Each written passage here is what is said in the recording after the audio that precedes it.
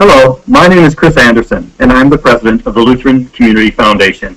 And we have a fantastic mission statement. It is to serve donors with integrity, as together we spread joy and change lives by sharing our blessings with the world. This is why, before we start any initiative at the foundation, we go directly to our donors and ask what they think is the most pressing issue facing our shared community. So 5 years ago when we went to our donors, we weren't surprised to find that their number one issue was international disaster relief. It wasn't surprising because there had been too many international disasters, and also because the Lutheran community has a long history of working within this area. What we were surprised by is their number two issue was gender violence.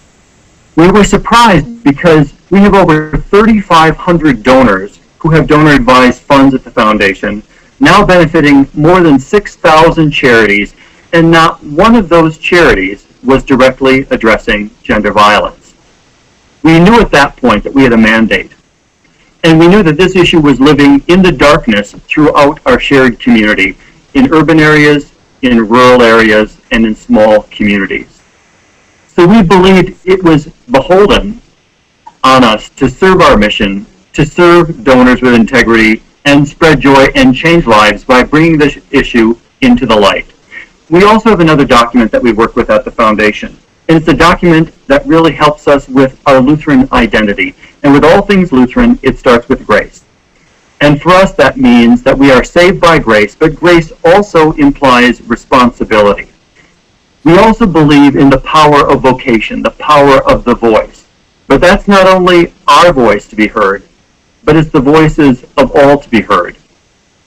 We also believe that when we address issues, we need to address them in ways that are real, that are authentic and true and honest, and also address them in ways that are transformational and embody energy, change, and learning. And finally, that they're empowering to others.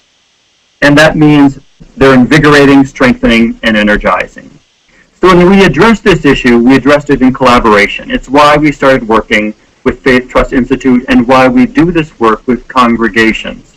So we can work with lay leaders, with pastors, with parish nurses. We know that faith-based institutions sometimes become barriers to change, and specifically become barriers to victims of gender violence.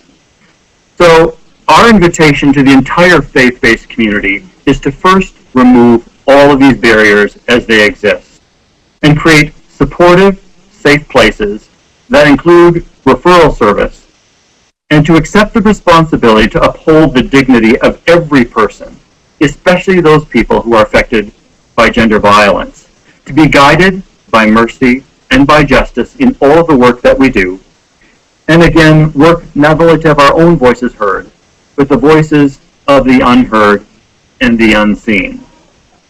And to bring, finally, the tragedy of domestic violence into the light and have it eliminated once and for all. So in the end, we can together spread joy and change lives by sharing our blessings with the world. Thank you.